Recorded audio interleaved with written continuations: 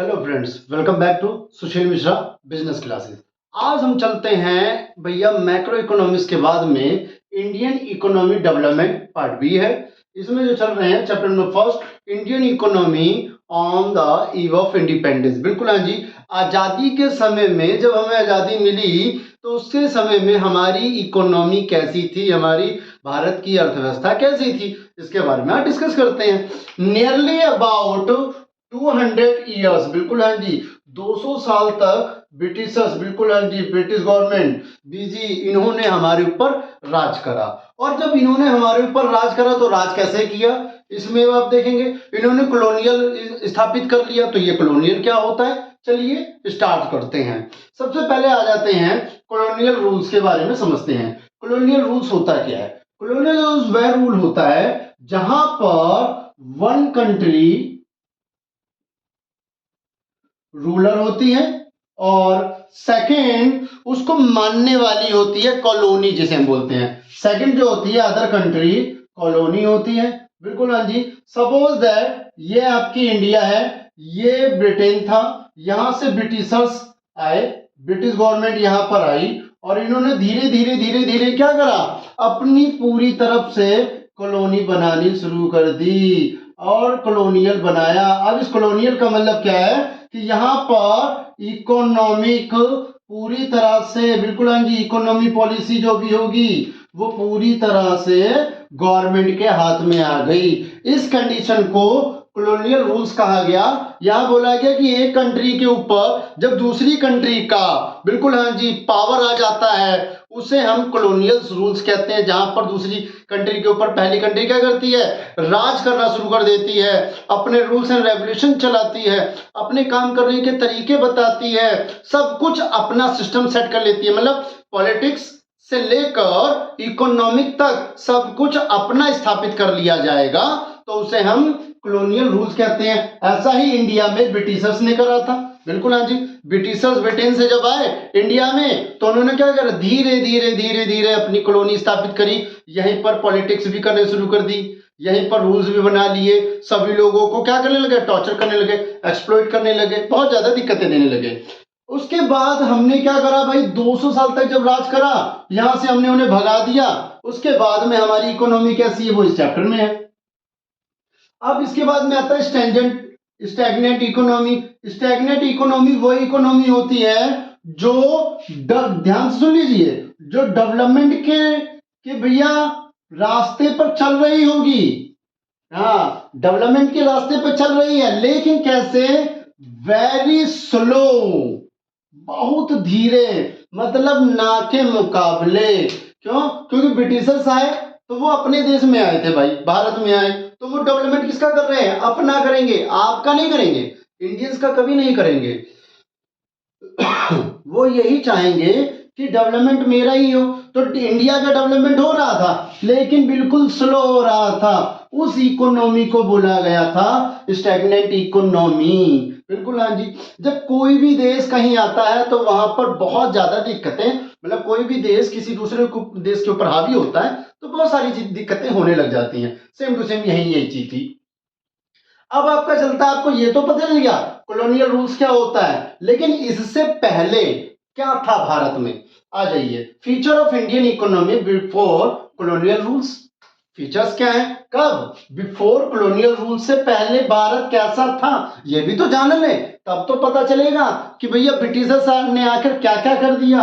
पहला रूल जो बोलता है भैया 85% जो पॉपुलेशन था इंडिया का, उसका मेन जो काम था, वर्क था, बिल्कुल हाँ जी, वो एग्रीकल्चर ही था। इसी से वो अपना जीवन यापन करते थे, इसी पर वो डिपेंड थे, इसके सिवा उन्हें कुछ आता ही नहीं था। 85%, सॉरी। उसके बाद में जो दूसरा था वो क्या था कि भैया इसके साथ में भारत का, बिल्कुल हाँ जी, हैंडक्राफ्ट पूरे ग्लोब में फेमस था। पूरे ग्लोब में भारत का हैंडक्राफ्ट फेमस था, सभी लोग जानते थे कि भैया बेहतरीन नक्काशी बेहतरीन कारीगरी, बेहतरीन तरीके से काम करना, हैंडक्राफ्ट कहाँ पर है? सिर्फ और सिर्फ इंडिया में है। इस इंडिया के सिवा और कोई नहीं कर सकता। आज भी है, देख लीजिए, भारत में ही सबसे बेहतरीन हैंडक्राफ्ट फैसिलिटीज अवेलेबल है। वही चीज उस समय भी था। इसके बाद में अब जब ब्रिटिशर्स, बिल्कुल हाँ जी, ये इंडिया है। इस इंडिया में जब ब्रिटिश कंपनी आई, बिल्कुल हाँ, जब इंडिया में ब्रिटिश कंपनी आई तो उन्होंने किस प्रकार से हमारे ऊपर शोषण करा, क्या क्या चीजें हमारी बहुत ज्यादा दिक्कतों में दे दी। चलिए देखते हैं। जब वो आए तो सबसे पहले एग्रीकल्चर सेक्टर को बिल्कुल ज्यादा दिक्कत देने शुरू कर दिया उन्होंने, बहुत परेशानी कर दी। उसके साथ में इंडस्ट्रियल सेक्टर को छेड़छाड़ करनी शुरू कर दी और लास्ट में फॉरेन ट्रेड को भी छेड़छाड़ करी इन्होंने। अपने मुताबिक इन्होंने अपने अपने सेक्टर्स में डिस्टर्ब करा। बिल्कुल हाँ जी। अब आपको पता ही, अभी बताया मैंने 85%। साथ में इसमें फीचर क्या था प्रीवियस में, कि हम उतना ही उगाते थे या मैन्युफैक्चरिंग करते थे या कल्टीवेशन करते थे जितनी जरूरत होती थी हमें या हमारे थोड़े से पड़ोसियों को, बस उससे ज्यादा हम कुछ करते ही नहीं थे। मतलब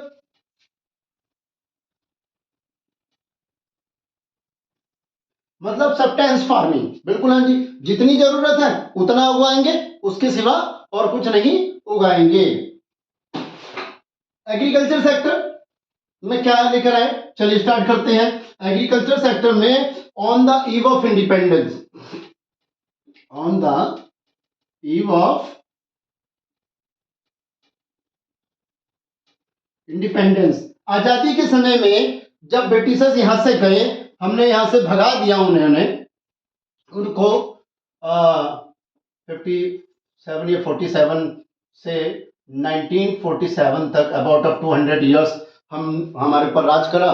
तो हमने यहाँ से जब उन्हें भगा दिया तो उस समय में कुछ हमारे यहाँ के बहुत अच्छे जो राइटर थे या फिर जिन्होंने सेंसस निकाला, उन्होंने ये देखा कि on the year of independence agriculture कैसा था। बिल्कुल हाँ जी। तो उस समय में एग्रीकल्चर में लो productivity and low production, production and productivity दोनों ही कम था।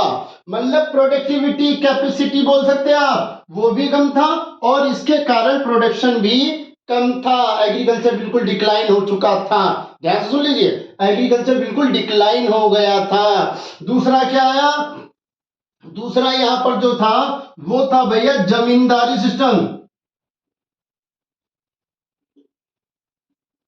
ब्रिटिश गवर्नमेंट ने जमींदारी सिस्टम लागू कर दिया था अपने आते ही इंडिया में। पहले 85% कर रहे थे, यहां पर आते ही इन्होंने क्या कहा, जमींदारी सिस्टम लागू करो। अब ये जमींदारी सिस्टम है क्या भाई? जमींदारी सिस्टम का मतलब बोला कि भैया फार्मर्स से उनकी जमीन लो और जमींदार को कर दो, जमींदार के हाथ में सौंप दो।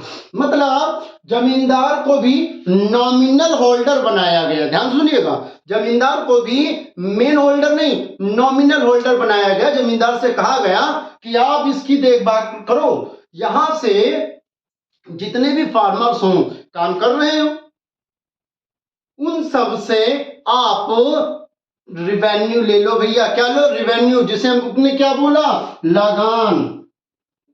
लगान लो और वो किसे दो? ब्रिटिश गवर्नमेंट को दो। किससे बोला? जमींदार से बोला। क्यों? क्योंकि जमींदारी सिस्टम में यही बोला था कि भैया इन्हें बना दो, क्योंकि हर जगह ब्रिटिशर्स अवेलेबल नहीं हो पा रही थी। तो जमींदार से बोला अगर तुम्हें अपनी जमींदारी बनाए रखनी है तो तुम क्या करो, फार्मर से लगान लो और ब्रिटिश गवर्नमेंट को दो। फार्मर की जमीन ही है, सुनो भाई, फार्मर की जमीन ही है, लेकिन फार्मर से ले ली वो जमीन, जमींदार को दे दी और जमींदार को नॉमिनल हेड बना दिया कि भैया तुम नाम मात्र के मालिक हो, यहां पर मालिक तो सिर्फ मैं ही हूं। मैं कौन? ब्रिटिश गवर्नमेंट ही मालिक है। बिल्कुल हाँ जी। और तुम क्या करो, तुम सिर्फ एक काम करो, वहां से रिवेन्यू लो, लगान कलेक्ट करो और मुझे दो। तीसरा काम यह हुआ कि यहां पर gulf between owner of the soil and tiller of the soil, इसके कारण भी प्रोडक्शन प्रोडक्टिविटी खत्म हो गया, एग्रीकल्चर सेक्टर डिक्लाइन हो गया। मतलब क्या कहता है, कहता है भैया जो जमींदार थे और जो फार्मर थे, बिल्कुल ऑनर, मतलब नॉमिनल ओनर बनाया था ना जमींदार को ये, और टिलर मतलब फार्मर्स, इन दोनों के बीच में ही डिफरेंसेस शुरू हो गई, मतभेद शुरू हो गए, झगड़े शुरू हो गए। क्या शुरू हो गए, कैसे, समझ लीजिए। फार्मर्स का ये मानना था भाई प्रोडक्शन हम कर रहे हैं, मेहनत हम कर रहे हैं, बीज हम खरीद रहे हैं, भैया सब कुछ हम कर रहे हैं, प्रोडक्शन अगर हो रहा है, अगर प्रोडक्शन 70% भी हो रहा है, उसमें से 50% तो जमींदार ले जा रहा है भाई, हमें 20% मिल रहा है फार्मर को। इस 20% में वो भैया क्या करेगा, फार्मर पहला काम या तो बीज वाले को बीज के लिए देगा, या फिर भरण पोषण के लिए कुछ बचाएगा, या फिर भविष्य के लिए जो दोबारा बीज करने उसके लिए क्या करेगा। परेशानी बहुत ज्यादा हो जाती थी, इसके कारण भी फार्मर्स ने फार्मिंग करनी छोड़ दी।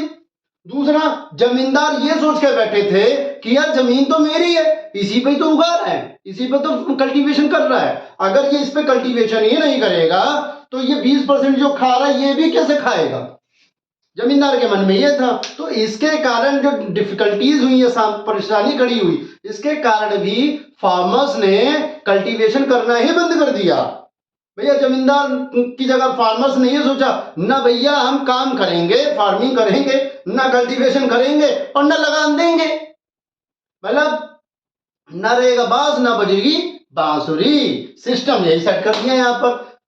इसके कारण भी हमारा प्रोडक्शन एंड प्रोडक्टिविटी डाउनफॉल हो गया। अगला जो था land ceiling, pieces of here and there, बिल्कुल हाँ जी, जमीन के जो टुकड़े थे इधर उधर थे, जिसके कारण भी उस समय में प्रोडक्टिविटी या प्रोडक्शन नहीं हो पा रहा था। क्यों नहीं हो पा रहा था, जमीन के जो टुकड़े इधर उधर, कुछ जमीन के टुकड़े सपोज दैट यहाँ है, कुछ यहाँ है, कुछ यहाँ है, कुछ यहाँ है। भैया राम ही है जो कि भैया किसान है, उसने 4 जमीन के टुकड़े ले लिए, अब चारों करने के लिए वो एक साथ तो भाग नहीं सकता, एक भैया इस कोने पर, एक कोने पर, एक बी, एक सी, डी, 4 कोने पर है, तो 4 जगह इवन टाइम पर प्रेजेंट नहीं हो सकता। इसके कारण उसने बी सी डी को छोड़ा, ए पर ही काम करना शुरू कर दिया। इसके कारण भी प्रोडक्शन और प्रोडक्टिविटी डिक्लाइन हो गई। फिफ्थ पॉइंट जो बोलता है एग्रीकल्चर में, वो क्या बोलता है, ध्यान से देखिएगा। फिफ्थ पॉइंट बोलता है बेटा कि यहां पर इरिगेशन की फैसिलिटीज नहीं थी, बिल्कुल हाँ जी, उस समय में हमारे पास सिंचाई के कोई साधन ही नहीं थे, बिल्कुल नहीं थे। हम सिर्फ एक चीज पर डिपेंड थे, क्या भैया, बारिश होगी, रेनफॉल होगा तो हमारे पास कल्टीवेशन बेहतरीन होगा, रेनफॉल नहीं होगा तो बेहतरीन होगा ही नहीं। इसके कारण भी बड़ी सारी परेशानियां हो गई। कई बार तो क्या होता था, किसान कल्टीवेशन करता था, बारिश ही नहीं होती थी, पूरा सूखा पड़ गया, अकाल पड़ने की कगार आ जाती थी।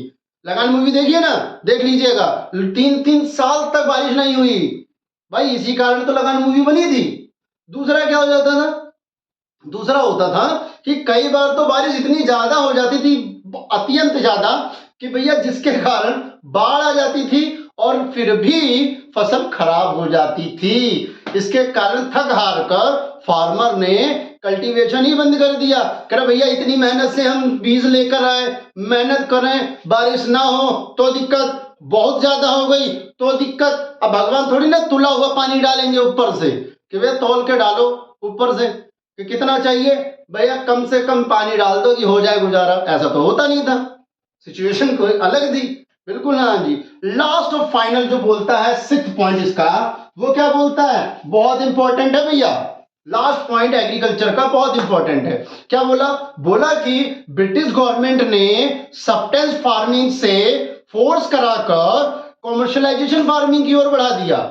कहां पर, कॉमर्शलाइजेशन फार्मिंग, मतलब पहले मैंने बताया ना सब्सटेंस फार्मिंग क्या, कि हम उतना ही उगाएंगे जितनी जरूरत है, मतलब हम घर में उतना ही बनाएंगे जितना हम खा सकें, कोई बाहर से मांगने आएगा अड़ोसी पड़ोसी तो थोड़ा बहुत दे देंगे और एक्स्ट्रा नहीं बनाएंगे, मतलब अपने पड़ोसी को देने लायक बना लेंगे, बाकी और सब मांगने आए तो नहीं, और कोई काम ही नहीं है।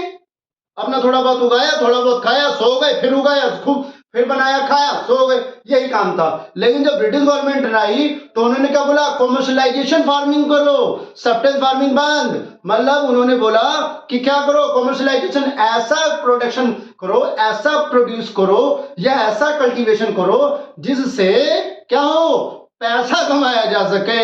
इंडिगो की खेती, जूट की खेती, कपास की खेती, तब बिल्कुल हाँ जी, इन सब की कल्टीवेशन पर ब्रिटिश गवर्नमेंट ने ज्यादा फोर्स किया। इसके कारण भी हमारा agriculture sector on the eve of independence के समय डिक्लाइन था। बिल्कुल हाँ जी, याद रख लीजिए, मोस्ट इंपॉर्टेंट 6 पॉइंट है, बहुत ज्यादा जरूरी, कि उन्होंने सब्सटेंस फार्मिंग की जगह पर फोर्स करके कॉमर्शलाइजेशन करा।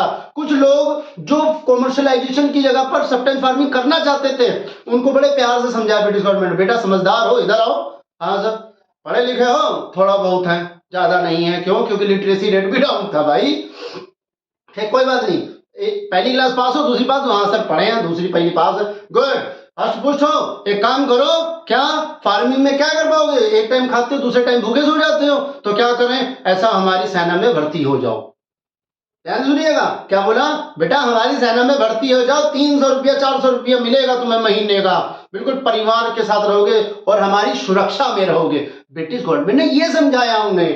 अब भैया किसान क्या करता, भैया किसानी ढंग से कर ही नहीं पा रहा, कल्टीवेशन हो ही नहीं पा रहा, मजबूरी में उसने भी क्या करा, कल्टीवेशन ही छोड़ दिया और कहां पहुंच गया, ब्रिटिश गवर्नमेंट की जय बोलने के लिए पहुंच गया और वहां पर वहां का सैनिक बन गया भाई। इसके कारण भी हमारा एग्रीकल्चर सेक्टर डिक्लाइन हो गया, पतन की ओर पहुंच गया।